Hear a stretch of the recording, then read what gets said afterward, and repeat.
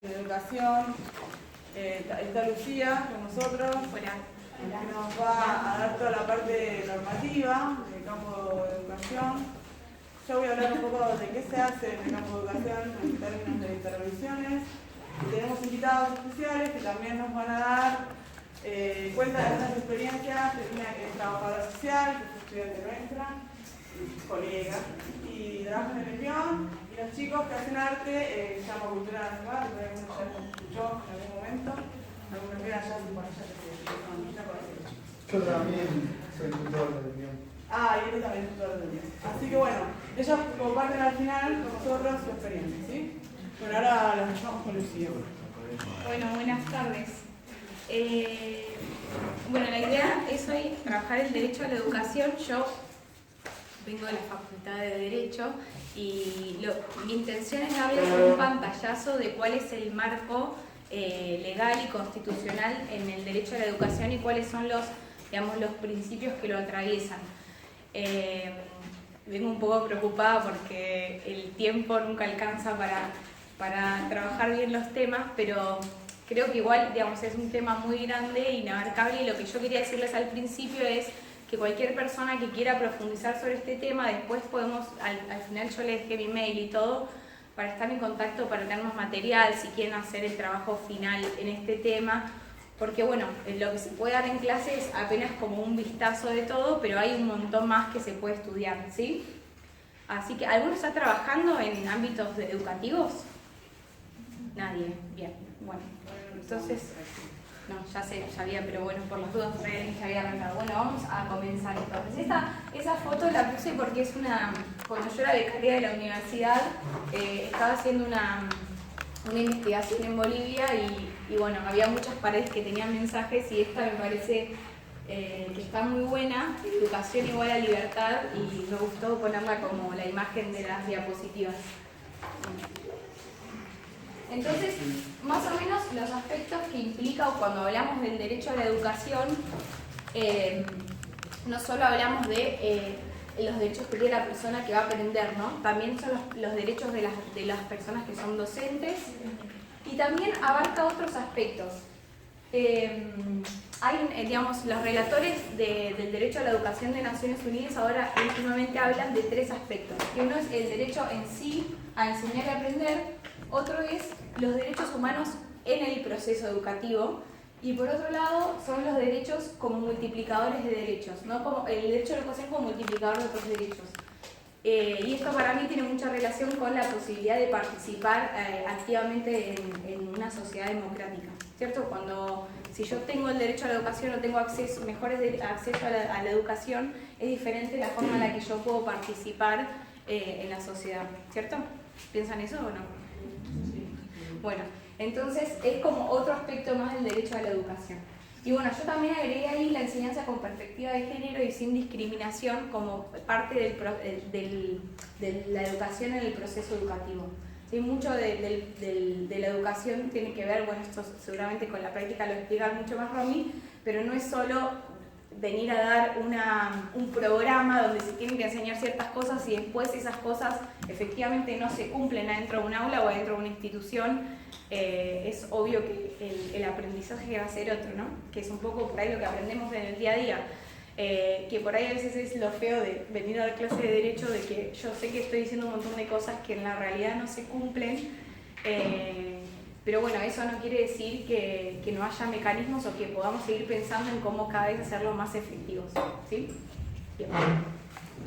Entonces, ahí más o menos está lo que sería el marco constitucional, donde podemos encontrar las disposiciones sobre el derecho a la educación, y más o menos yo les anoté los artículos para si después quieren ir a profundizar un poco más, o para que sepan más o menos dónde está la normativa.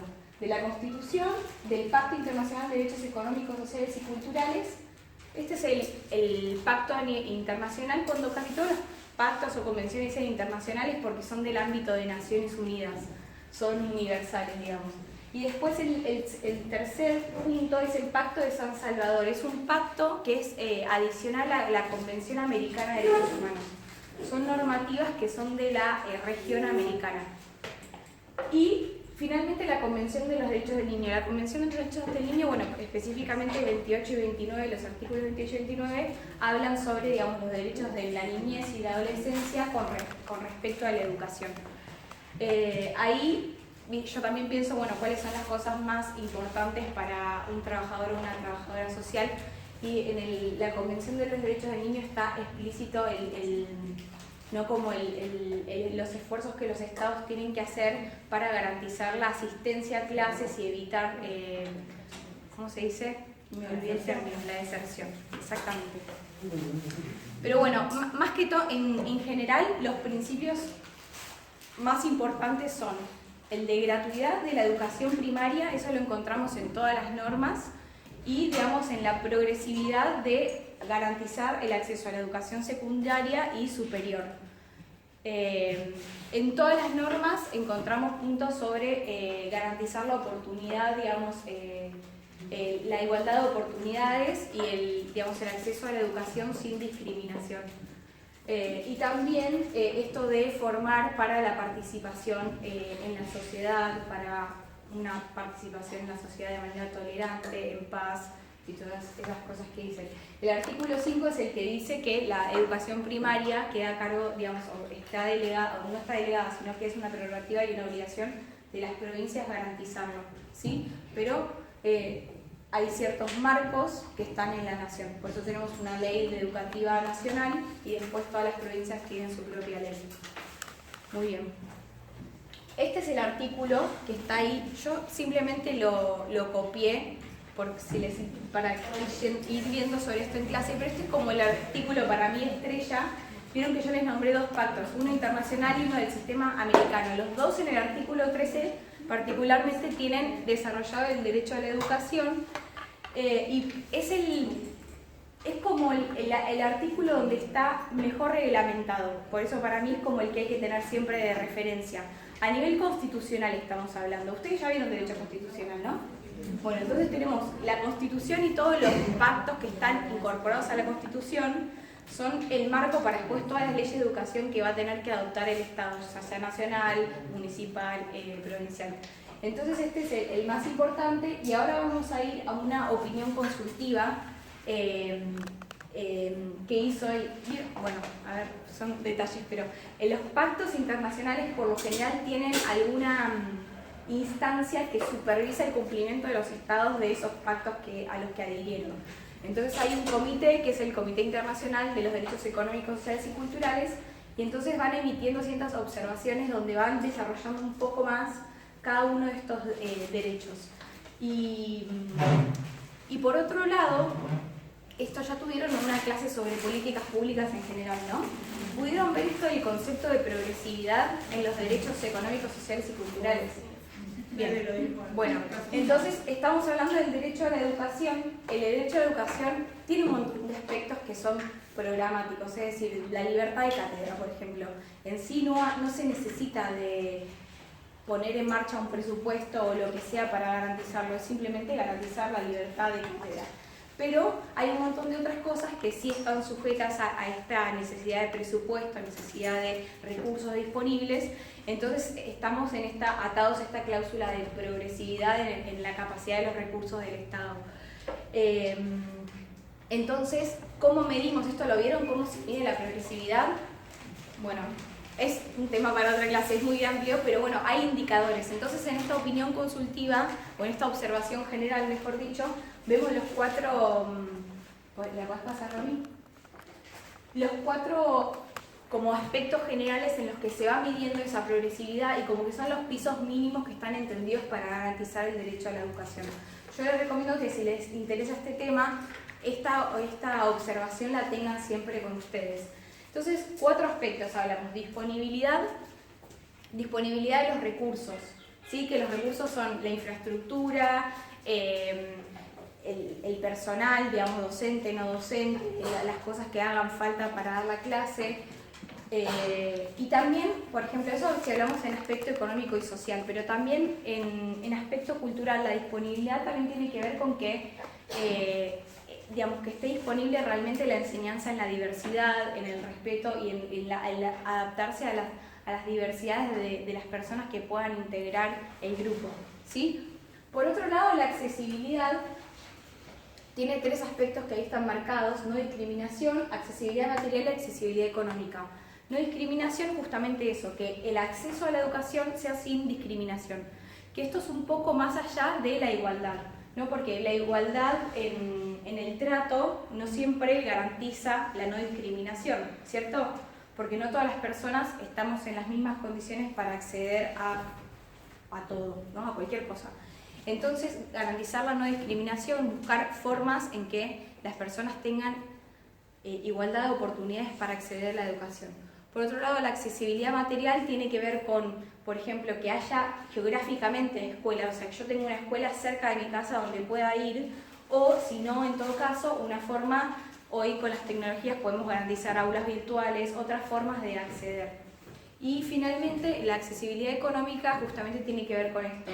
Si bien el piso está obligado, digamos, en la gratuidad en la educación primaria, que cada vez haya más instancias de educación gratuita y también, aparte, porque no es que una cosa quizás te quita la otra, programas o posibilidades de becas y de formas de financiamiento que ayuden a las personas que no tienen los recursos económicos necesarios para acceder a la educación.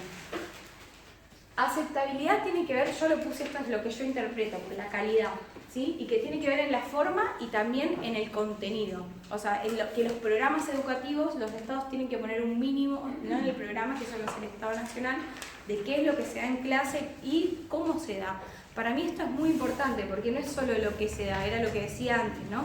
Como en el proceso educativo hay un montón del derecho a la educación, entonces las formas también tienen que tener este piso, y ahí es como se van midiendo los niveles de progresividad. Y por último, adaptabilidad, que esto tiene que ver con que las instituciones educativas se tienen que adaptar a las personas que vienen a aprender a las mismas, ¿sí? Es como que hay un ajuste razonable que es obligación de los estados hacer. Hay como, en un montón de aspectos, esto yo lo digo más de lo que leo que lo que sé de la experiencia, porque no trabajo en escuelas, pero mucho de esperar. Siempre una institución nos tenemos que adaptar, ¿no? Como esa hay un montón de cosas que requieren, o sea, una clase grupal requiere de adaptarse, pero sí de no esperar que todo tenga que ser el alumno o la alumna que se adapte, sino que la institución también se tiene que adaptar a las necesidades de las personas, y esto tiene una particular cuestión con las personas que tienen discapacidad, ¿sí? Entonces que las personas tengan, o sea, que puedan ser recibidas por las instituciones. Bien. Sí. Bueno, estos son otros aspectos que los voy a pasar por ahí más rápido, pero para tenerlos en cuenta. Nuestro marco constitucional hoy tiene una educación laica. Sobre este punto, vieron que estaba la ley, bueno, no sé, la 1420. La 1420 se derogó con las nuevas leyes de educación, pero las nuevas leyes es como que derogaron la ley en lo que la reemplazaban, pero sobre la religión no habían dicho nada. Entonces como que quedaba siempre esa cláusula ahí, y recién en el 2015 el Congreso de la Nación, una comisión bicameral, dijo que la 1420 ya no tiene ningún tipo de vigencia en ningún aspecto. Y hay un fallo muy importante de la Corte Suprema, que es el fallo Castillo, que es contra la provincia de Salta. No sé si escucharon algo de esto, pero hubo un debate grande porque se estaba enseñando educación católica en el horario de cursada. Y bueno, fue un fallo interesante porque en realidad, como la segunda instancia, lo que hizo fue darle lugar a un amparo que habían pedido una asociación civil y padres y madres de la comunidad de la escuela para que dejaran de dar catolicismo, y después el Tribunal Superior de Salta lo dio vuelta y dijo que en realidad no se estaba vulnerando porque se estaban dando algunas alternativas como educación, había evangelismo, y después había como unas actividades alternativas para los que no querían ninguna religión. Y está bueno ese fallo porque analiza cómo, digamos, cómo es el tema de la no discriminación. Había una cosa particular que les hacían llenar un formulario de si querían o no recibir la educación católica. Entonces se analiza también cómo eso vulnera el derecho a la intimidad, porque yo por qué tengo que decir si quiero o no quiero. Digamos, el derecho de las familias a elegir una educación religiosa siempre está vigente, ¿sí? Pero estas alternativas en realidad dejaban a un montón de minorías sin alternativa, porque en realidad era o la educación católica o la evangelista, y después lo demás medio que los tenían que mandar ahí igual porque era más seguro tenerlo al chico aprendiendo catolicismo que sin atención de docentes. Entonces es un fallo muy interesante en ese aspecto. Y bueno, también nuestra Constitución prevé la educación de los pueblos indígenas y digamos, la obligación de los estados de garantizar por lo menos la educación bilingüe, ¿sí? Para estos grupos. Eso también está regulado en la Ley Nacional de Educación. Bueno, esto es, yo insisto con el principio de no discriminación porque me parece muy importante en términos generales cuando pensamos de derechos humanos y en particular en la educación. Porque en sí es como, si yo digo, ¿qué es el principio de no discriminación? ¿Ustedes qué dicen?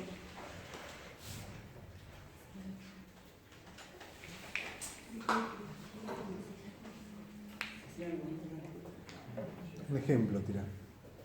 No, yo quiero pensar qué piensan. Como que yo lo pienso como que no todos tenemos las mismas capacidades para aprender los contenidos. Bien. Y como que se tienen que pensar alternativas para, qué sé yo, bajarle los contenidos al que puede bajar los contenidos que están previstos, adaptarlos a las necesidades de los alumnos. Sí, las formas en que se puede aprender. Sí, pero también en el acceso directo a la educación. ¿Ustedes qué piensan? ¿Todos estamos en igualdad de condiciones para venir a la universidad? No, ¿no? Entonces, una cosa que para mí, esta sería bueno la reflexión, si les puedo dejar esta reflexión. Argentina, en general, de hecho por relatores de Naciones Unidas, está bien ponderada por la evolución legislativa que tiene, ¿sí? No, yo no considero que en este momento haya carencias a nivel legislativo para garantizar el derecho a la educación. Pero eso no alcanza, ¿sí? Y el principio de discriminación es un principio que atraviesa a los derechos humanos, que está previsto en la Declaración Universal de Derechos Humanos, en la Declaración Americana de Derechos Humanos. Y justamente lo que, digamos, lo importante es esto: no importa qué raza, qué religión profesás, qué nacionalidad tenés, qué color de piel tenés, qué orientación sexual tenés, no hay ningún motivo por el cual vos puedas ser distinguido o discriminado en el acceso a los derechos. Es como un principio tan obvio, pero tan elemental para poder pelear el derecho. ¿Me explico? ¿Sí? Porque en realidad es lo que se da todo el tiempo, la discriminación, o por capacidad económica, ¿sí? Entonces es como que hay algo que tenemos siempre presente, incluso dentro de la clase. Bueno, y también que sepan, hay una convención relativa a la lucha contra las discriminaciones en la esfera de la educación en particular, que Argentina es parte de esa convención internacional y casi nadie la conoce, así que también si les interesa pueden profundizar ahí.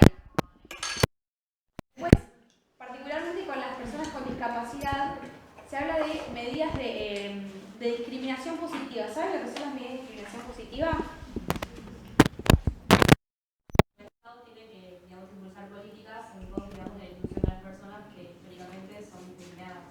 Exactamente, ¿no? Son grupos que particularmente tienen más dificultades en el acceso a derechos, entonces se crean discriminaciones, porque es cierto, es como la ley de cupos, ¿sí? La ley de cupos para las listas electorales. Nos estamos obligando o estamos discriminando, es decir, bueno, acá va a haber un cupo para mujeres, ¿sí? Se supone que son medidas que van a ser temporales hasta que eso deje de suceder, ¿sí? Como muchos cupo años trans, van a pasar. ¿Qué? como cupo laboral trans, por ejemplo. Claro, sí, son medidas que se toman para poder fomentar esa inclusión. ¿Mm?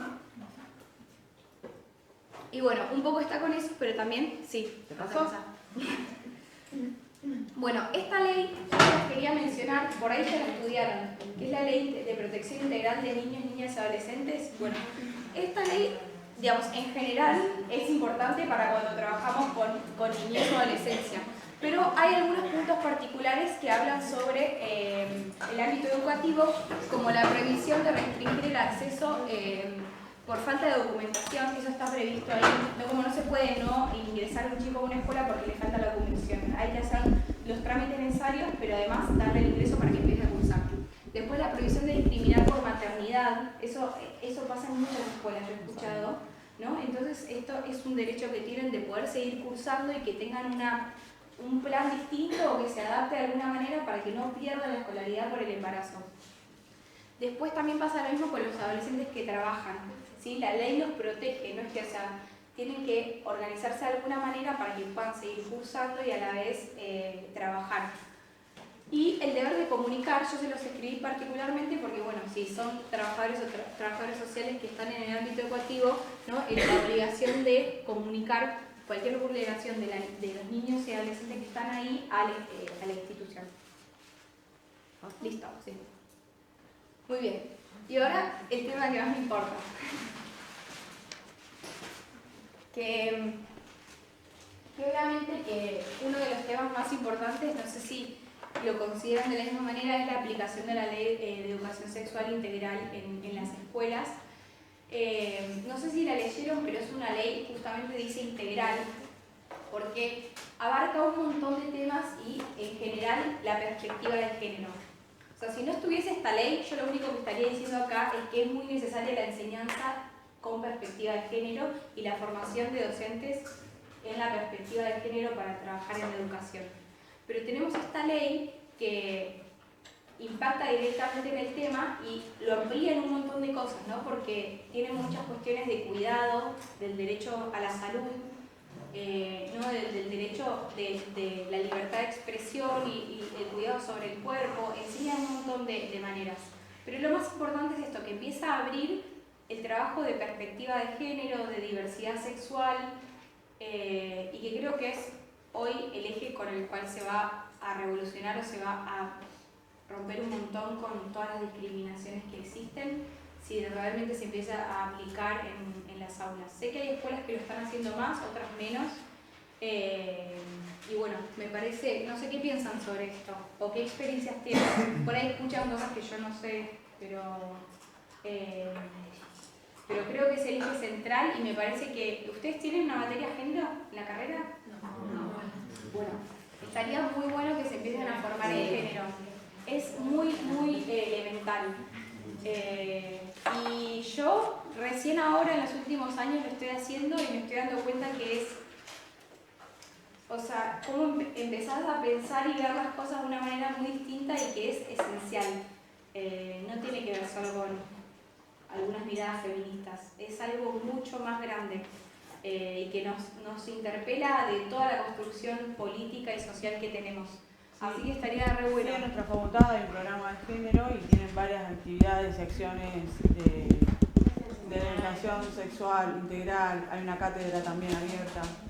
Educación sexual integral. ¿Y esto? Si bien no está dentro Sí. de la currícula, sí hay acciones. Bueno, háganlo si pueden. Y para mí es un eje en el que hay que empezar a poner el ojo. O sea, no hay forma de modificar algunas cosas dentro de la estructura y de los ámbitos educativos sin poder darle esta vuelta. Muy bien. ¿Pasó? Sí, por favor.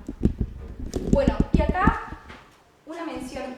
Las leyes de educación no las vamos a ver primero porque no nos interesa todo y aparte porque no, digamos, no amerita. Sí, pero la ley nacional, del mandato constitucional está la ley 26.206. Esa es la ley marco que regula todo el ámbito educativo de todos los niveles a nivel nacional. ¿Sí? Y la provincial es la 13.688.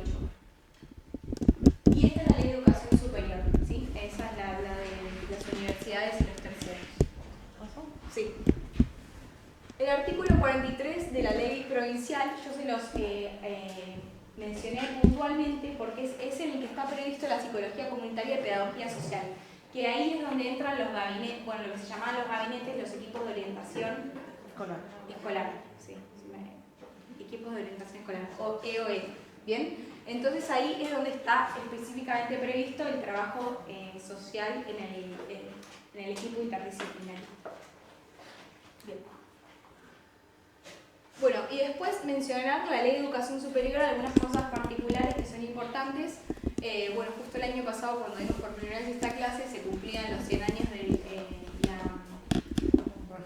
de la reforma universitaria. Y bueno, destacar algunos puntos que tiene nuestra ley. Otra vez, la Ley de Educación Universitaria y el tiempo, o sea, hace 100 años fue esta reforma, es algo de destacar. O sea, hay lugares como en Europa que han sido reformas muy posteriores a la nuestra. Entonces, un poco es para reconocer, ¿sí? Porque siempre nos paramos en el lugar de la crítica y en realidad tenemos un marco normativo muy rico y que garantiza mucho, ¿sí? Pero obviamente eso hay que pelearlo en la realidad. Sí, pero bueno, principios como la autonomía universitaria, el cogobierno, el acceso irrestricto, la gratuidad también. Nosotros tenemos universidad gratuita, eso no pasa en todos lados. Bueno, el acceso a enseñanza por concurso, la libertad y la extensión. Hoy en el artículo 28 creo que es, ¿no? Tenemos los 3 ejes de la universidad: la investigación, la formación y la extensión. Bueno, y ese es el estatuto de nuestra Universidad de Mar del Plata. Sí. Bueno, acá están un poco los... quiero dejar de hablar porque pues, estoy ocupando todo el tiempo, pero son las obligaciones del Estado que están previstas en la ley y bueno, otra vez la cuestión de garantizar igualdad de oportunidades vuelve a aparecer. Son las cosas que destaqué un poco, las políticas de educación inclusiva, ¿sí? Como las becas y todas las cosas que tienen prevista la ley para poder garantizar que más personas accedan a la educación. Y por el otro lado, hay 2 artículos particulares que son el 11 y el 13 que prevén particularmente los derechos de docentes y de estudiantes. Y bueno, yo se los quería mencionar. No voy a cortarlo porque sí pasa. Y bueno, y por último quería hablar de esto o mencionarlo, ya que vieron esto del principio de progresividad, lo de la justiciabilidad del derecho a la educación y en general de los derechos económicos, sociales y culturales. Que, digamos, esto de la división, que para mí son meras categorías, ¿no? De derechos civiles y políticos y derechos económicos, sociales y culturales, que podamos dejar de... O sea, por ahí ustedes ya no la tienen en la cabeza, pero yo vengo con el chip, ¿no?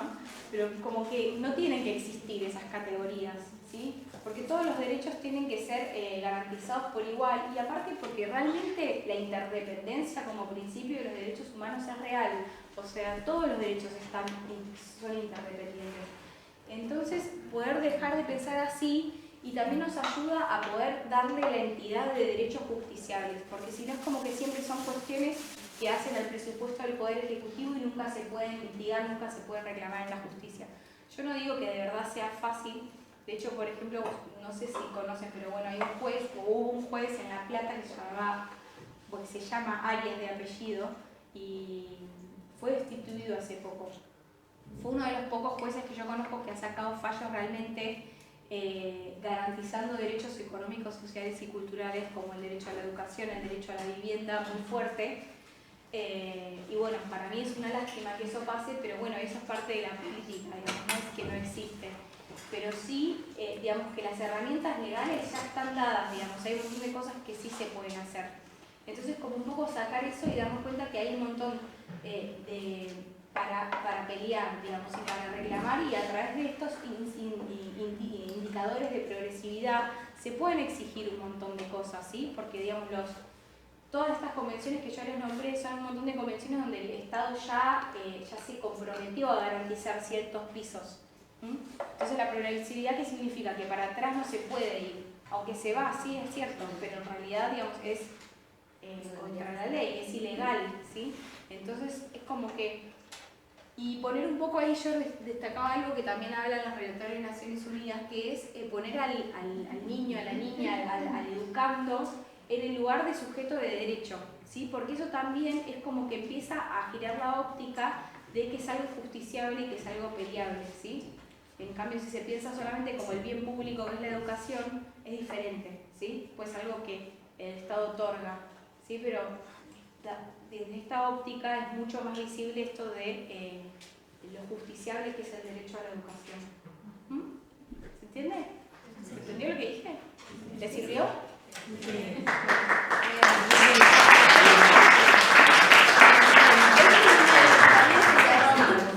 Por si nos quieren consultar algo más o si después les agarra una duda cuando termina el seminario, lo que sea.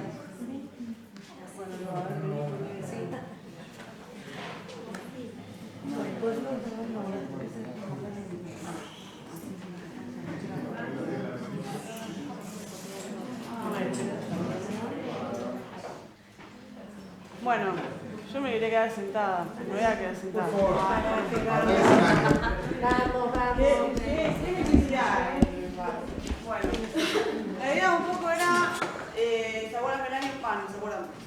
No, el año pasado, con Hey, que bueno, lamentablemente no pudo sumarse en este encuentro, pero ella hablaba o decía dónde trabajan, dónde intervienen los trabajadores sociales en el sistema educativo, sociólogos, emociones y los equipos de educación escolar son en principio uno de los lugares en donde más inserción laboral hay en trabajadores sociales y los equipos interdisciplinarios. Pero también los trabajadores sociales trabajan en otros dispositivos, como pueden ser programas que se piensan en una determinada situación o en un determinado contexto. La idea acá es ver, bueno, intervenciones sociales en la educación. Quería leer. Ay, perdón. Porque el seminario fue planteado así, como intervenciones sociales en la educación desde el enfoque de derecho. ¿Sí? Porque nosotros tenemos que pensar la intervención, ahora sí, si quieren, la intervención en lo social desde el trabajo social constituye un dispositivo, ¿sí? En esa trama donde se dan las relaciones, ¿sí? Que pueden establecerse y articular, generar un diálogo, unas lógicas, unas instancias, ¿sí? Que bueno, este texto, todo lo que voy a hablar está basado por los textos de Carballeda y lo que nosotros venimos trabajando en un proyecto de investigación que habla de investigación, de intervención, sistematización e intervención en lo social. El enfoque de derecho, desde el enfoque de derecho se considera que es un marco conceptual que da sentido y orientación a las políticas sociales. Como la intervención se apoya en la posibilidad de respaldo y garantía que tienen los derechos humanos, en tanto derechos legitimados por la comunidad internacional, todo lo normativo que venía. ¿Sí? Desde esta perspectiva, los derechos humanos son pensados como una serie de propuestas que pueden guiar y orientar a las políticas sociales de los estados y contribuir al fortalecimiento de las instituciones democráticas. Mirando a la educación desde este enfoque, a nosotros nos permite, como trabajadores sociales, ampliar, ¿sí? Lo que hoy nos permite determinadas características institucionales y poder ejercer o garantizar, defender, cuando vemos derechos vulnerados de niños, niñas y adolescentes en las instituciones educativas. Y bueno, también esto por ahí, ustedes saben más, derechos humanos alberga los derechos sociales, ¿sí? Que ahí están los culturales, la educación, ¿sí? ¿Estoy bien? ¿Lo que digo? Sí, está perfecto. Muy bien. Bueno, cuando se empiezan a incorporar, bueno, Paula en la clase pasada también lo habló también Federico y Tamara en el seminario anterior, cuando hablaba de políticas públicas y cómo pasaban a ser sujetos de derecho a partir de tener este enfoque, y no son beneficiarios de un programa. Bueno, sí. Así te desacelerás. ¿Cómo pasan a considerarse estos sujetos portadores de derecho y cómo se corre la mirada del beneficiario y a partir de qué etapa precisamente las políticas públicas pasan a tener como una intervención más fuerte del Estado, que es a partir del peronismo, en el 46, con la Fundación Nueva Perón y con el plan quinquenal. Bueno, a partir de ahí, cómo se tiene otra mirada y cómo se empiezan a trabajar con ese otro sujeto. A ver, ¿qué más puse? Ya no me acuerdo. ¿Por qué hablamos de enfoque de derecho? Porque hablábamos ahora del territorio. Todas estas categorías son las que van analizando por el Alfredo, Carballeda, para poder entender la intervención en lo social y desde ahí la cuestión social. El territorio, desde una perspectiva territorial, la intervención social se vincula con la búsqueda de nuevas conexiones, encuentros y diálogos. Él habla de recuperar la palabra, ¿sí? De fortalecer el lazo social que se ve quebrantado por determinadas políticas neoliberales y entonces a partir de ahí, como nosotros en el territorio, comprendiendo esas nuevas lógicas y trabajando con ese otro, podemos reconstituir ese lazo social. Ahora sigo. ¿Qué pasó? El pensar situado. Bueno, en este territorio, trabajar el pensar situado, recuperar la perspectiva de América, ¿sí? Este enfoque descolonial. Dice el pensar situado en términos de intervención social implica un nuevo diálogo con el territorio, con la cultura, con el sujeto de intervención, intentando aproximarse a la realidad sin preconceptos, es decir, a pensar en la continuidad para pensar la sociedad. Si bien estábamos viendo toda acá una parte normativa de acuerdos internacionales, muchas veces también tenemos que encontrar esas particularidades en nuestras propias instituciones y encontrar esos intersticios donde poder trabajar desde ese lugar de cotidianidad que requiere poder pensar la singularidad con ese otro. No me haga así, titular, porque me pone nerviosa. ¿No? Bueno, en las instituciones también, Alfredo analiza las instituciones, Carballeda, porque vamos a decir profesor Carballeda, las instituciones estatales nuevamente degradadas por el financiamiento, ¿no? Porque este texto que escribió está pensado en estos últimos 2 o 3 años, nuevamente degradadas por el financiamiento, la lógica del mercado y la desacreditación se inscriben dentro de una lógica que vuelve a reafirmar que lo público es una carga que, sometida por cada uno de los incluidos sociales, también desde allí se genera una nueva crisis de legitimidad y representación que los hace menos creíbles. Esto, hoy veía también un chileno que era consultado como analista, que decía, y lo interpelaban unos periodistas, que decía que el derecho a la educación era un bien, era como un bien, un capital, ¿no? Entonces, como los periodistas lo interpelaban por qué no lo consideraban como un derecho, porque decían, bueno, si vos no tenés plata para pagar, yo no tengo por qué con mi dinero costear el gasto que me genera que tu hijo vaya a la universidad, que tu hijo vaya. Entonces digo, como en Argentina, por suerte, tenemos legislación que nos permite ver la educación como un derecho y no como un gasto, aunque hay determinadas prácticas al interior de las instituciones que hacen que se refleje esto.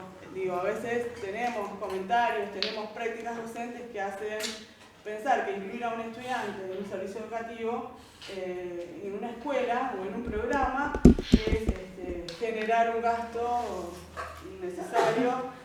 Y después, bueno, va a haber autores también que dicen que hay una inclusión fluida. Es decir, nosotros incorporamos o hacemos o generamos espacios para trabajar con aquellos que el sistema dejó fuera, pero que los incluimos con una baja intensidad, con una baja calidad, que en verdad estamos generando al interior de la institución una violencia simbólica a partir de que no los incorporamos con todos los estándares que debería tener la institución, que es el mayor presupuesto, una lógica institucional distinta que nos permitiera no tener esa mirada verticalista, como puede ser la institución educativa, que no nos permite salirnos, ¿sí?, de lo que está previsto en las disposiciones. Bueno, entonces, por ahí con Pablo, en algún artículo que hicimos, nos preguntábamos cuál era el desafío que deben enfrentar los trabajadores sociales en esto y cuáles son esos desafíos que deben afrontar los y las trabajadoras sociales que sostienen la posición ética política que promulga la Ley Nacional y Federal de Trabajo Social, y si es posible sostener esta posición en las instituciones frente a un discurso gubernamental destituyente de los derechos humanos, ¿no? De la meritocracia, que nos ponen a la universidad, bueno, ¿cómo hacemos los trabajadores sociales? Paula, miren, ¿dónde estoy? La paralela. Yo la veía que estaba pensando en esta. Bueno, muy bien. Entonces, una de las propuestas, o nosotros creemos que una posible forma de transitarlo, esta vía institucional, organizacional y sociedad, es a partir de una triada. Y aquí entonces nosotros digo, porque estamos dentro del sistema de educación superior, nosotros trabajamos en determinadas categorías conceptuales y nos proponemos acompañar el proceso del ejercicio profesional a partir de acá y acá mismo, ¿sí?, porque nosotros también ejercemos intervenciones dentro del sistema educativo superior, con la supervisión y la sistematización como procesos que permiten interrogar a la intervención, pensarla, revisarla. Estos 3 elementos, la intervención, sistematización y la supervisión, se conjugan como procesos diferenciados, pero convergentes, que configuran una constelación que permiten que la práctica del trabajador social pueda volver a sí misma para reconocerse y abrirse al orden social para verse interpelada. Que un poco también es el resultado que nosotros obtenemos con los trabajos finales que ustedes llevan a cabo a partir de sus prácticas con la sistematización.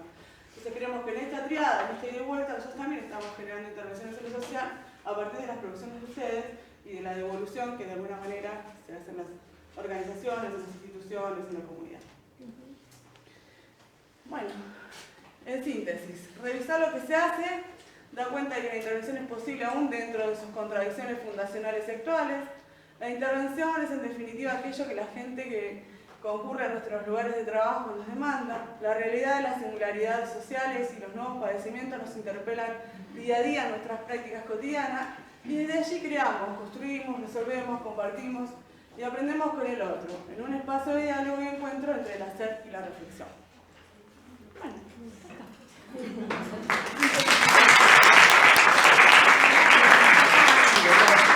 Celina, trabajo en el programa Envión, en la sede del puerto. No sé si alguno de ustedes conoce el programa. Sí. Bueno, en Mar del Plata hay 5 enviones, y hay uno en Batán, así que por ahí, si son de distintos barrios, los conocen. Bueno, ahora en un ratito igual van a escuchar lo más interesante, pero les quiero contar en esto, hablando de la intervención y de los distintos escenarios, yo siempre pienso que el trabajador social es un poco un artista, ¿no? Porque la verdad es que hay que poner mucho de la creatividad de uno para poder intervenir, sobre todo en algunos tiempos. Nuestra intervención nunca es ajena ni a las cuestiones territoriales ni a las cuestiones políticas, ¿no? Entonces, esto que hablábamos que hablaba ella de el rol del Estado, cómo el Estado tiene que ser proveedor de ciertos recursos y condiciones para que en este caso la educación pueda desarrollarse, eso a veces no existe. Ustedes empezaron a hacer las prácticas o algunas no, tienen... todavía no, van a empezar. Bueno, ahí van a ver que quizás si bien pueden ir a una escuela pública, el Estado está bastante ausente y ahí es donde van a tener que poner ustedes para poder, sin embargo, intervenir y encontrarse con esos otros que los van a estar esperando para juntos abrir una posibilidad, que creo que eso se trata nuestra intervención, ¿no? Cuando yo entré a trabajar al Envión,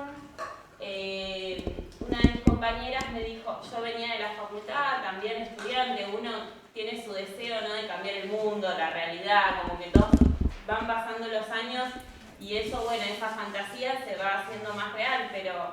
Sí, perdóname, ¿vos empezaste haciendo tu práctica institucional no, supervisada?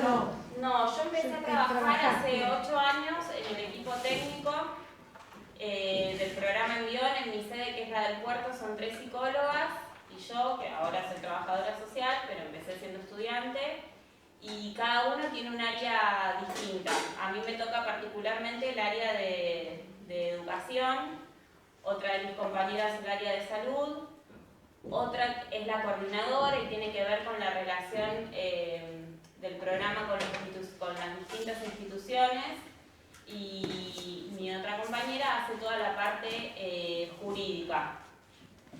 El Envión trabaja fundamentalmente sobre el proyecto de vida. Cada chico que llega, nosotros vemos qué es lo que quiere. Algunos será acompañarlos en la cuestión de la escuela, otros será acompañarlos en la cuestión de salud, otros en la búsqueda de un trabajo, otros en ser padre o madre, porque tenemos muchos padres jóvenes y madres jóvenes.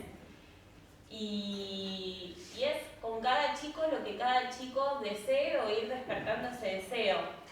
El programa está destinado entre los 12 y los 21 años. Tenemos chicos más chiquitos y más grandes también, porque como es un espacio abierto que está en un barrio, vienen los hermanos, los primos, los chicos que ya pasaron y vuelven. Y tenemos distintas actividades. Música, apoyo escolar, tenemos actividades artísticas, deportivas, algunas que nos da la municipalidad y otras que son voluntarias. Y el Envión funciona de lunes a viernes. Lo que vos decías, Pau, es que ella sistematizó la experiencia, decirlo con familia. Claro, ahí dentro del área educativa, que es el área que yo tengo en el Envión, nosotros acompañamos a que los chicos se anoten vuelvan al sistema educativo los que no están dentro del sistema, o acompañemos a fortalecer la trayectoria escolar de los chicos que sí están yendo al colegio, pero bueno, que esa inscripción no quede solamente en una lista, ¿no? Sino a lo mejor fortalecer ese paso por la escuela. A veces tiene que ver con juntarnos con el equipo de orientación, pensar alguna estrategia puntual para ese chico, o sea, con los profesores, con los compañeros y demás. Y en un momento nos pasaba que nosotros veíamos que entre los chicos entre 15 y 17 años dejaban de asistir al colegio. Sin embargo, siempre venían al envión, era un espacio que no dejaban de ir. Entonces nos empezamos a preguntar por qué no una escuela dentro del envión, quizás con nuestra lógica, que es un espacio donde existe mucha libertad, pero también existe mucho respeto por ese lugar. Así que bueno, en ese momento armamos una escuela secundaria. Esto es de hace más o menos 3 años atrás ya, porque la ley cambió, entonces ya no pueden ingresar en la modalidad de adultos los chicos menores de edad, pero en ese momento podían ingresar a la modalidad de adultos, que son 3 años a partir de los 15. Entonces armamos una experiencia educativa durante 3 años adentro del programa, y estuvo buenísimo porque en una escuela formal donde los chicos pudieron egresar con su título secundario, pero nosotros no buscábamos por ahí lo que busca la escuela, que es que a lo mejor todos lleguen al mismo tiempo, al mismo lugar, ¿no? Sino que lo que respetábamos era la trayectoria, más que escolar, la trayectoria educativa de cada chico, y acompañábamos situaciones, a veces de salud, a veces de tener que ajustar ciertas situaciones por las cuestiones laborales. Algunos tenían hijos y los traían, y mientras cursaban y estaban ahí los chicos, y la verdad que fue una experiencia buenísima, y mi tesis tuvo que ver con esa sistematización. Para redondear, así le damos paso a los chicos. El envío fundamentalmente, obviamente están todos invitados, si quieren acercarse estaría buenísimo que pudieran hacer también su práctica en un espacio así, porque uno aprende un montón. Y esto les quería contar que cuando yo llegué al envío, uno llega con muchas ganas de dar, ¿no? Con muchas ganas de poder hacer. Y en realidad son espacios que fundamentalmente uno tiene mucho para aprender. Esto del aprendizaje, el aprendizaje también es con uno, ¿no? Uno pone en juego muchas cuestiones profesionales, pero del punto de vista humano, y nosotros en el envión hablamos del amor como posicionamiento político. No el amor tierno como una ingenuidad, sino de saber que el otro que tenemos enfrente es sumamente valioso y lo tenemos que respetar, y con esa persona tenemos que lograr que nuestro encuentro haga que se abran un montón de posibilidades para su vida, ¿sí?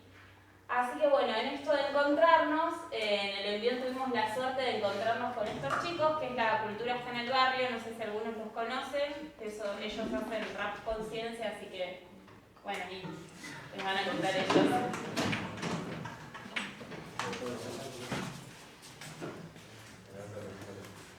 Hola, buenas tardes. Hola. Me presento, mi nombre es Lautaro Mancilla, represento a La Cultura Está en el Barrio, como bien nos presentó Celi. Somos pibes de distintos barrios, pibes y pibas. Muchos nos conocimos a través del envión y otros tantos ya nos conocíamos por la vida. Por ejemplo, con Palo en sí, nos conocíamos, somos vecinos. Animals de Monte Valera y Jorge Newbery y Ali del barrio Martillo. Nosotros dos del Belisario Roldán. Empezamos a hacer rap conciencia sin saber muy bien lo que era el rap conciencia. ¿Alguien sabe lo que es el rap? ¿Alguien no sabe lo que es el rap? Levanta la mano. ¿Quién no sabe qué es el rap? Okay, todos y todas sabemos lo que es el rap. ¿Algún ejemplo? Imagínate. Ahí está. Lo que quería hacer, porque el otro día miré a unos chicos de Salta que hicieron una canción para el gobierno, pero en forma de rap. Sí. Eran como 5 o 6 chicos. Estaban muy buenos, muy críticos, pero muy buenos. Pero Bueno. chicos adolescentes. Sí, hacer ese estilo así de rap sería el estilo originario de donde nació. porque esto viene a base de protesta, a base de la música negra que de Brooklyn viene. Esto se escribió en los penales, en los barrios, en los guetos, como hoy en día lo mostramos nosotros. Este rap nosotros lo mostramos para no perder nuestra identidad, lo que somos, así con nuestros berretines, nuestras pintas, todo así con los pibes en la esquina, que nosotros veníamos a mostrar otra pantalla. Está bien, el barrio sí, es verdad eso de tiroteo, es verdad eso de la droga, es verdad eso de la policía corrupta en los cagapalos nomás por llevar una visera. Es verdad toda esa mierda. Pero también es verdad que hay gente obrera, gente buena, artistas, que hoy en día no están a la luz, pero tienen mucho más talento que supuestos músicos que son conocidos. Nosotros escuchábamos hablar hoy de los derechos y yo me pongo a pensar que todos y todas tenemos los mismos derechos, pero si nosotros nos vestimos de tal manera, algunos derechos no los tenemos. Por ejemplo, Ya por ser del barrio. por ser del barrio, por nuestra pinta, por una visera, no podemos entrar a algunos lugares, por ir a rapear y no llevar instrumentos, no somos artistas. Tenemos que esperar afuera que venga alguien a decir, sí, esos chicos son artistas. Que no tengan nuestra pinta. También ¿Sí? Eso pasa, nosotros lo que hacemos es protestar, porque no estamos conformes con lo que nos toca por ser de un barrio bajo. Nosotros capaz que no lo elegimos, pero estamos contentos de salir de un barrio bajo, porque tenemos la oportunidad de que gente como ustedes nos escuche y pueda apreciar lo que nosotros hacemos. Damos un mensaje de conciencia para contarte lo que me pasa y en mi tema contarte lo que te pasa a vos también, y capaz que no nos damos cuenta a veces. No, porque tampoco hay algo distinto entre nosotros. Uno vive en una clase social supuestamente puesta por el sistema encima. Nosotros somos eso lo que se calla, somos los marginales. Venimos de esos lugares donde se ve un nene pipiar de 8 años. Toda la cara quemada por la falopa. Todo sucio. Todo sucio. Los padres ausentes, obvio. O capaz el padre en cana y la madre muerta. O vende droga. ¿Entienden? Entonces nosotros mostramos esta realidad y que este trabajo que hacen ustedes está zarpado, porque así gente que hace el trabajo conocemos a Celis, y a todas las pibas le envío un puerto. Y los del envío Torreo, y de todos los envíos en calle, nos conocemos todos casi. Nosotros de nuestra posición, cuando arrancamos a rapear, yo en mi caso particular arranqué solo, sin saber cómo se rapeaba, solamente me gustaba el rap. Después conocí a Pablo y lo traje también a que se meta a tirar unas rimas. Arrancamos muy mal, éramos muy malos. malos. Pero bueno, teníamos ganas de aprender eso. Mucho amor, ¿no? Sí, al principio escribías cosas de amor. Yo creo que la base para empezar a escribir siempre son los dos factores, el amor o la bronca. La bronca. A mí me agarró por el amor, a él capaz que por el odio, la bronca, pero esas son las dos consecuencias que te llevan a escribir con él. Arrancamos a rapear, conocimos a gente buena que también le gustaba el rap y propusimos hacer algo para el barrio, no solamente para el barrio donde estábamos nosotros, sino que también que se escuche en los barrios de afuera, en demostrar que no todo era malo, que sí había cosas malas, pero que no todo era malo, que había gente que laburaba, había chicos que iban a la escuela, había chicos que no iban a la escuela pero querían ir a la escuela. Había chicos que estaban en la calle que los padres no le daban bola. Entonces nosotros salimos a la calle a mostrar que había rap, sin saber cómo hacerlo muy bien.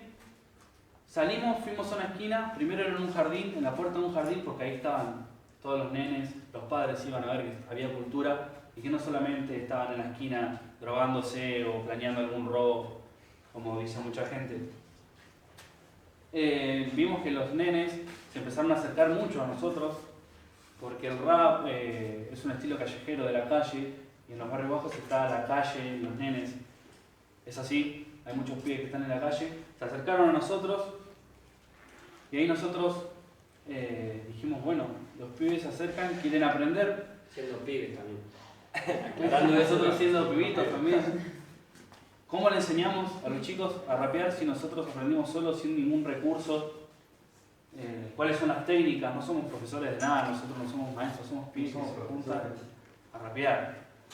Así que practicando, ensayando, pensando, diseñamos algunos recursos o tips para que los nenes aprendan a rapear de una manera más rápida y que no les cueste tanto como nos costó a nosotros aprender a rapear. Diseñamos, hicimos diccionario de rimas, inventamos algunos ejercicios para que los chicos agarren la rima más rápido y al mismo tiempo, sin darse cuenta, ellos aprendían más de vocabulario, tenían más agilidad mental. Tenían más argumentos con los cuales defenderse contra las injusticias de raza, ¿no? Enseñamos principalmente en la escuelita de rap el respeto. Lo primero es el respeto, no solamente en el rap, en la vida. Lo primero es el respeto y no olvidarse nunca de dónde vivimos. De primero ser persona antes que rapero. Eso es una cosa muy importante porque puede venirte cualquiera a rapear y puede hablarte de, por ejemplo, venga un vago que tiene toda la plata y te empieza a cantar que tiene muchos yates, muchas minas.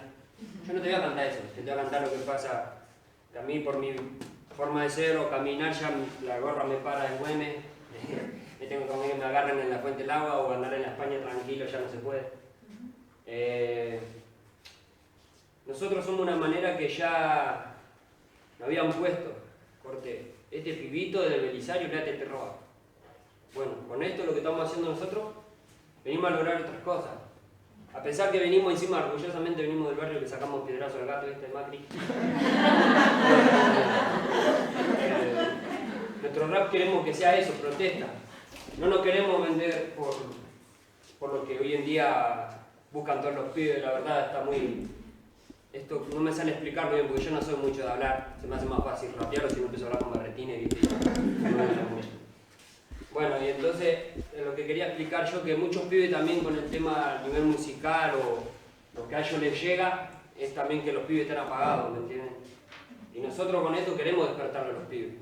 Hoy en día tenemos dos estudiantes que son los más, que se destacaron, que es Rayo y Cram, más que nada él es el maestro.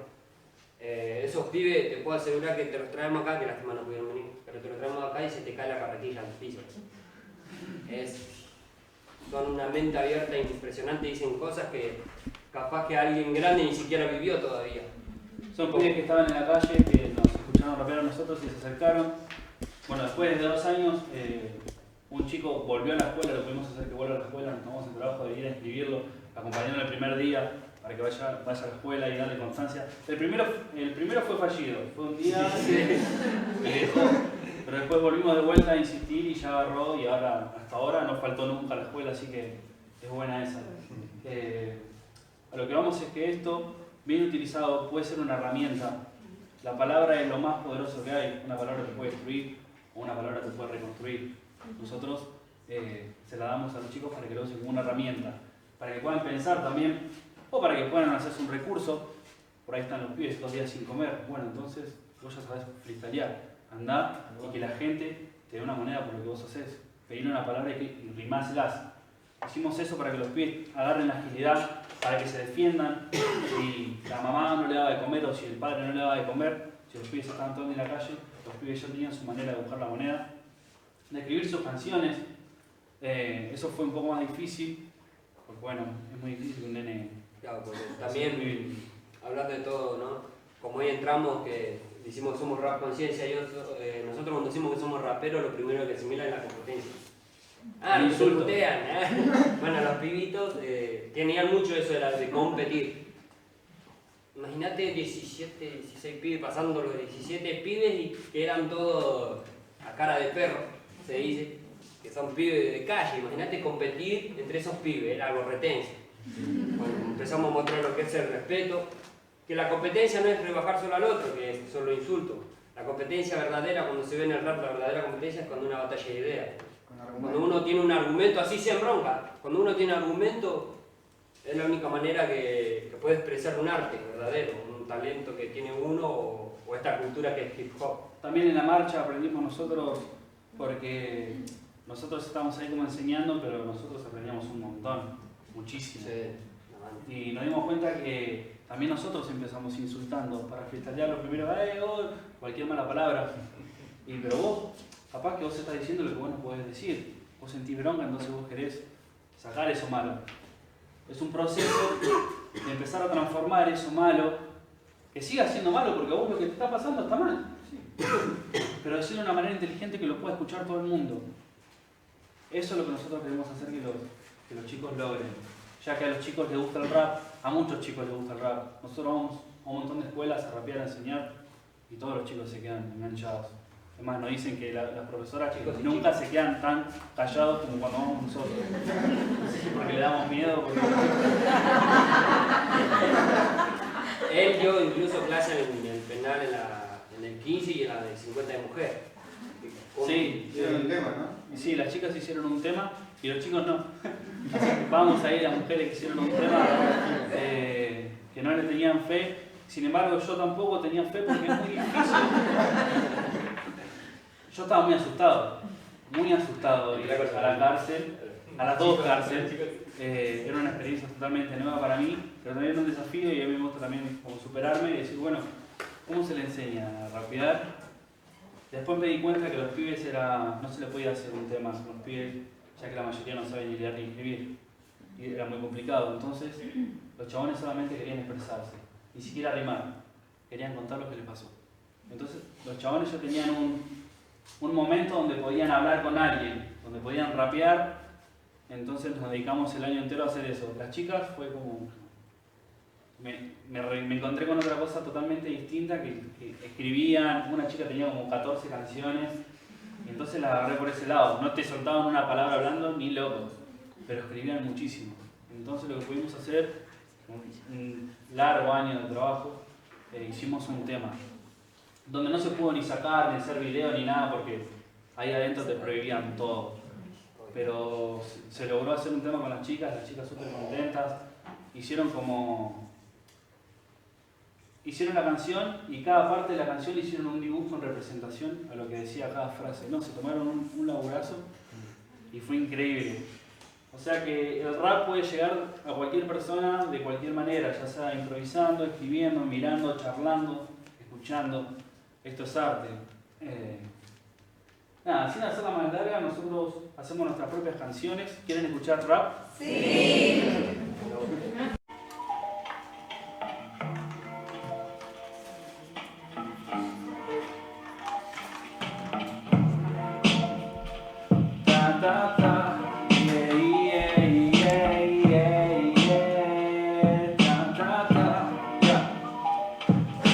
Soy esa canción al despertar, la sensación del bondi que no te quiso frenar, esos 5 minutos que querías descansar, el aviso de tu jefe que no vaya a trabajar.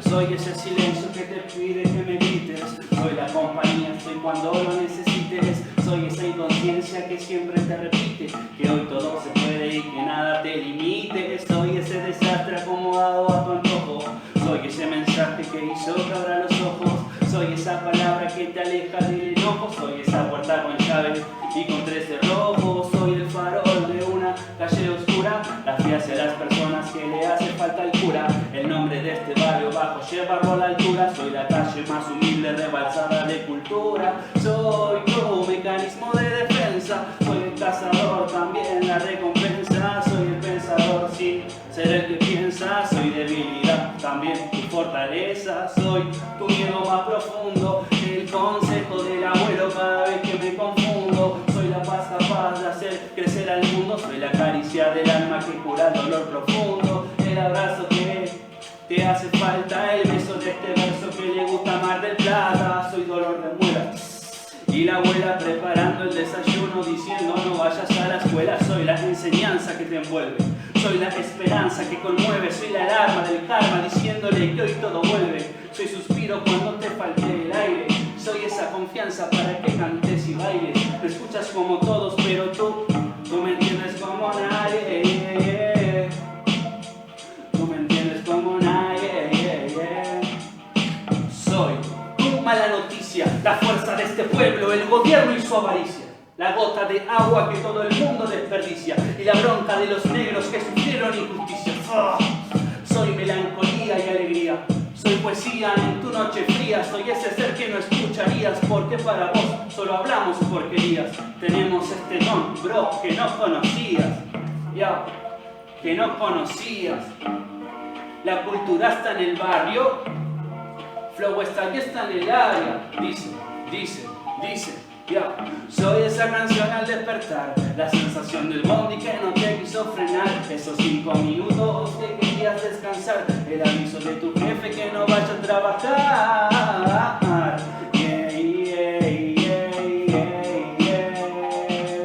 Flow está ahí. Belisario Roldán.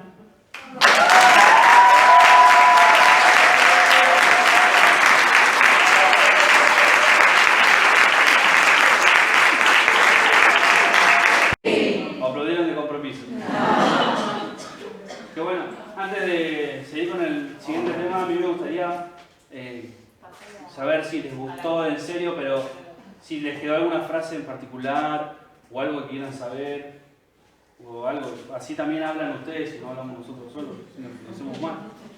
¿Alguna duda? ¿Alguna duda? ¿Algo que quieren preguntar? ¿Quieren aprender rap? Nada, entonces. ¿Quieren que sigamos con el siguiente tema? Eso pasa. Bueno, no hay más. Me llamo Jonathan.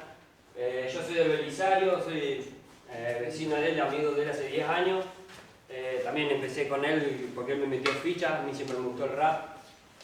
Bueno, como ya hablamos, somos un grupo de distintos barrios, pibes de distinta realidad, pero nos une la misma pasión del arte, también de la expresión, de todo lo que es conciencia.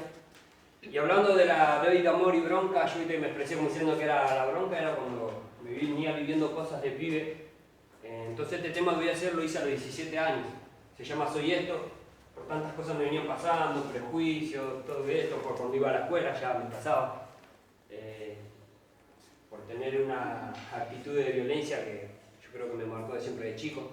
Por eso que a veces uno crece enojado y otros pibes quedan resentidos con la vida por tantas oportunidades que ellos no tuvieron. ¿Entiendes? Que la vida realmente te da, pero a veces otra gente te lo quita. Y bueno, y esto va al tema. La vida te da cosas y el destino te la quita.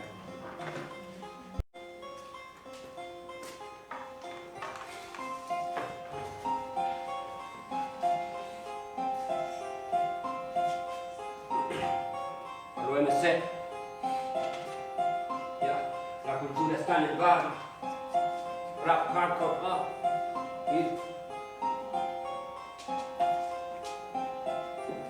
Capaz que pienso en escaparme de esta realidad, aunque de este veneno me gusta disfrutar, como si fueras un freestyle, todo se improvisa, como la gran falsedad de tu sonrisa, o la supuesta falsa mía por fumar María, pero es tan real como tu esclavitud por esa tiza. Me gusta lo real y me gusta andar con los que son reales, nunca fui contra las cuchillas, igual me apuñalaron pero no caí en esa camilla, no me quedaré quieto en esta silla, te aseguro que saldré adelante, pero nunca me olvidaré del barrio y la casilla. Peleo por instinto, ya la vida no la entiendo, y eso que aprendí de todo, para reparar este pasado no hay herramientas, pero para cambiar el presente hay modos.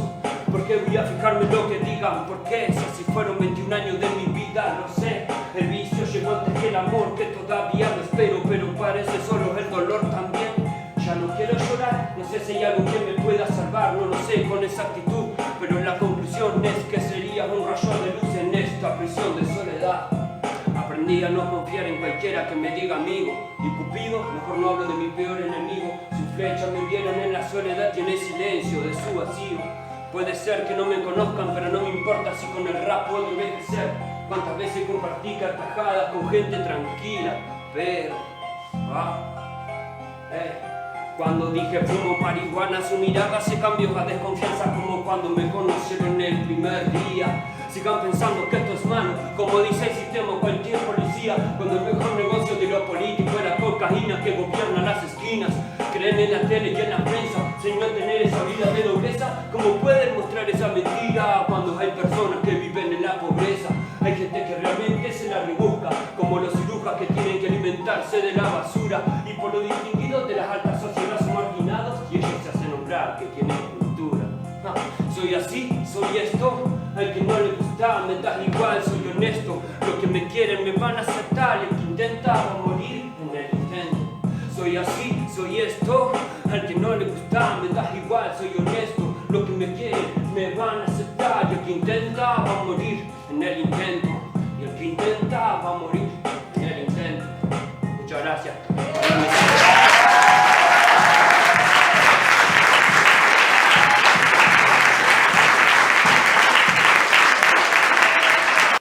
Bueno, esta es mi manera de ser, nuestra manera de ser, porque ahora van a seguir los pibes y seguro lo van a querer escuchar. ¿Cuál de los dos anima? ¿Se quieren escuchar el siguiente tema? Sí.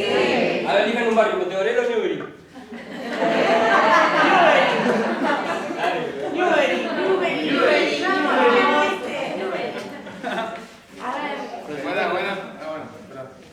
Sí, el barrio Jorge Newbery. Bueno, con los pibes nos conocimos en el Envión. Nada, venimos trabajando hace un año ya, juntos. Y la idea de esto es también poder transmitir cosas que nos pasan y que no todo el mundo lo ve, que tampoco somos invisibles, por más que seamos marginados no somos invisibles. Se llama Barrios el tema, espero que lo disfruten.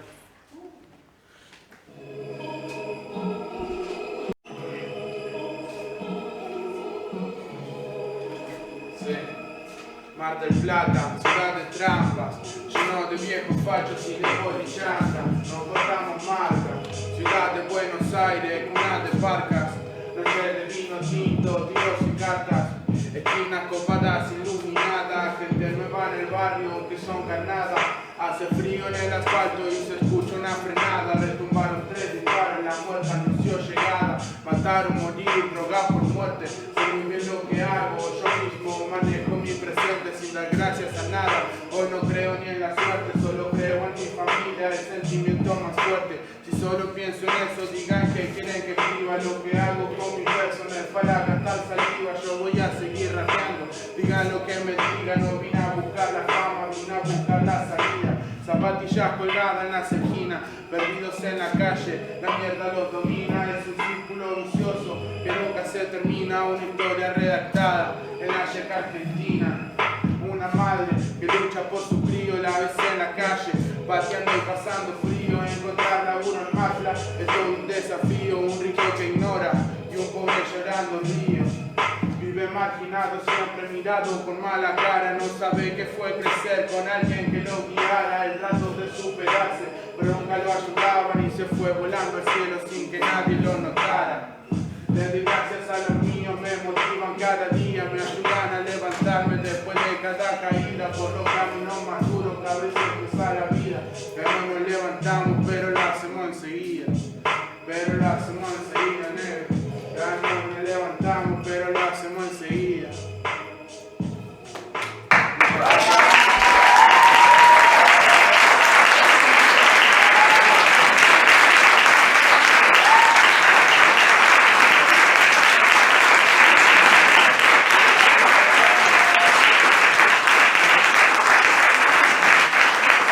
Mi nombre artístico es Salman, bueno, soy del Monte. El tema que le traigo es medio complicado porque como se me rompió el teléfono recién, voy a sacar un beat de acá en internet y vamos a ver qué sale. El tema se llama... Seguí charlando. Pará, porque no lo nombré. ¿Qué? Sí, está bueno. Para que la agarré un poco acá porque... Lo hizo recién, para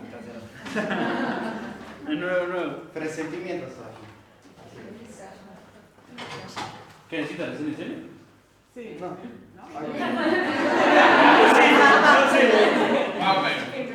Yo lo vi escribir recién, pero bueno. No lo toma, no lo encuentro. Va, problema técnico.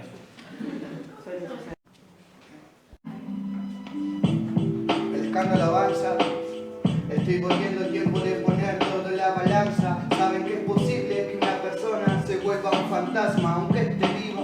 Según mis iniciativas, las personas que tienen cola larga y se las pisan no deberían de criticar, ni mucho menos pasarse de la raya. Quiero ir por los buenos caminos, porque por lo cual he escogido, muy mal me ha ido, muy mal vivo esta vida casi siempre borracho, pasando la jarra y pedir cáncer en un cigarro, prende el porro que me hace vivir otra realidad, se va el efecto y choco con la maldita verdad de la verdad, son cosas que mi mente piensa y el cuerpo con sus dedos escribe para mi boca narrar, la labia de los versos que se escupen por la boca de aquel niño que trata de escapar, crea su mundo posible universo y hacer música de verdad, dejar un mensaje siempre y triunfar para poder dar mejores cosas a su familia, de lo mejor y con lo que pronto soñarán. Nunca dejen de soñar porque cumple su sueño que lo hace con amor y quiere encontrar la paz, hazlo por quienes te aman, pensar en el próximo tango para poder bailar y anhelar. Cuando recuerdes tu infancia, la fragancia del barrio y tus amigos en el barrio que tenían la labia para llevarte de nuevo al rebaño y pedirle a tu vieja que te deje salir un rato más. esos recuerdos que yo guardo. Lo malo de crecer es envejecer, y lo malo de envejecer fue haber crecido temprano. Hey, te voy a contar del pasado, de cuando papá le pegaba a mamá, ese malo recuerdo que cargo. A mí me hace muy mal, cada vez que alguien golpea a alguien me lo hace recordar crecido desde temprano, con ganas de no vivir nunca más. Pero de esto se trata la vida, de reír para no llorar. Si existe lo bueno, también lo malo. Como creaste un cielo, el ángel desterrado creó el infierno, el reino del diablo. Yo siempre flasho, no quiero gritar yo solo pulso mis sentimientos. No quiero ser careta, no soy una puta marioneta. Lamentablemente el crimen también es una empresa, mi música mi fortaleza. No trabajo, pero no soy vago, solo lucho por mis sueños que a punto estoy por alcanzarlos. Un trato sucio para una vida limpia. Veo niños que llevan muerte en sus ojos y niñas que dejaron de ser señoritas. El escándalo alabanza. Estoy volviendo el tiempo de poner todo en la balanza. Saben que es posible que una persona se vuelva un fantasma aunque esté viva. Según mi iniciativa, las personas que tienen cola larga y se las pisan no deberían de criticar y mucho menos pasarse de la raya. Muchas gracias.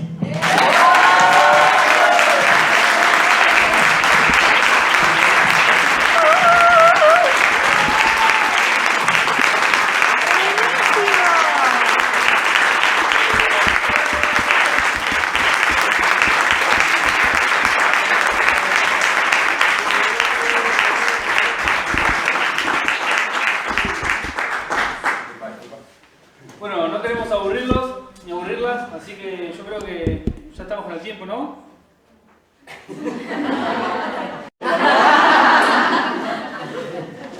Bueno, ¿hacemos tres más?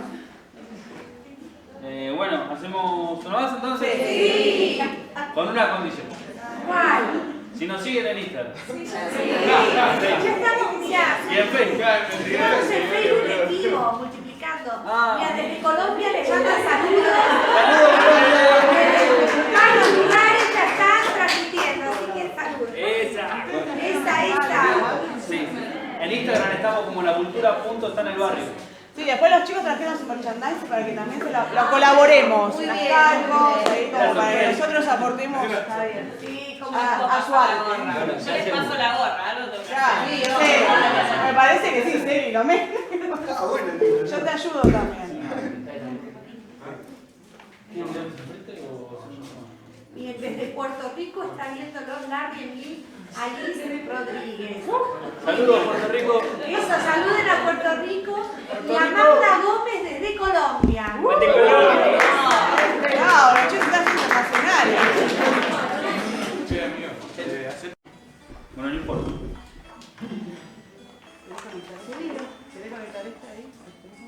Dicen que soy un loco por andar con otros locos, por no vivir como viven muchos, viviendo como viven pocos. Sé que solo son palabras que como humo de cigarros se esfuman, pero de a poco la bronca suma. Con tranquilidad perdono a los que quieren verme en una tumba. Yo los perdono a los que quieren verme en una tumba. La llama de mi talento no se apaga ni con el viento. Si nunca le interesó mi voz, porque busca mi aliento. Si soy como soy es porque estoy contento. El niño pecador entró en el templo. No me moleste, Señor, no quiero perder mi tiempo. Su envidia se cayó con ese escupitajo espeso. Antes prefiero que me muestre su sincero desprecio, que somos real y nuestras almas no tienen precio, porque ustedes son los que saben y nosotros somos los necios y esta es mi cura. Me destrozaron el corazón y todos los huesos y el papel no me alcanzó para tanta escritura. Mi expresión es pura, el daño de mi automaltrato por mis poros supuran. Ya tengo suficiente economía para que me tiren su basura. Por algo sonrío, no solo parte de mi locura.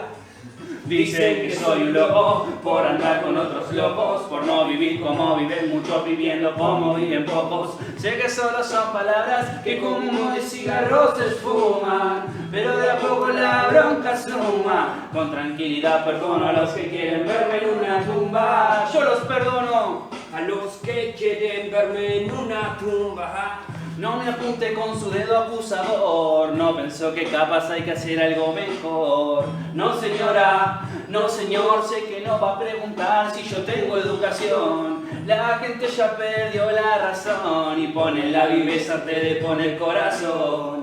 Y la vida es perfecta si no buscas perfección. Decir de nada puesto un gracias, un gracias puesto un gesto, un gesto que da gracia es no sentir nada por esto.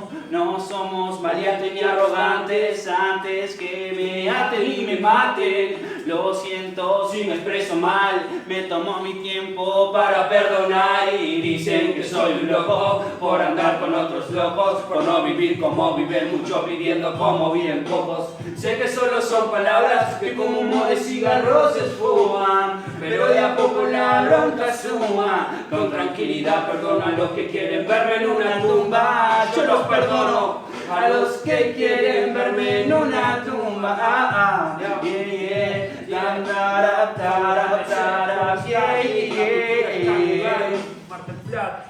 A los que quieren verme en una tumba. Gracias. Muchas gracias.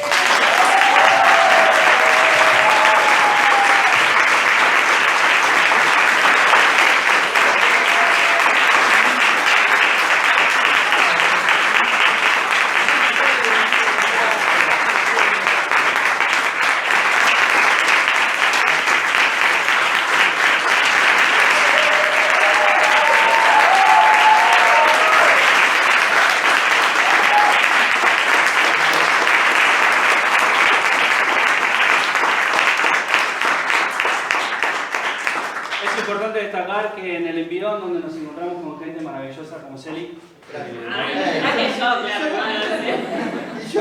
con usted también, una rateciano. sí, y nos traen a lugares con gente maravillosa como ustedes, donde el envión es un lugar donde podemos compartir y podemos ser nosotros y nosotras, y tenemos el cariño ese que a veces no encontramos en casa. Gracias, tenemos unos stickers, como dijeron ya, para colaborar a aquellas personas que quieran, y si no todavía vamos a pasar a regalar. Ese momento es a dar. Ese momento que querés que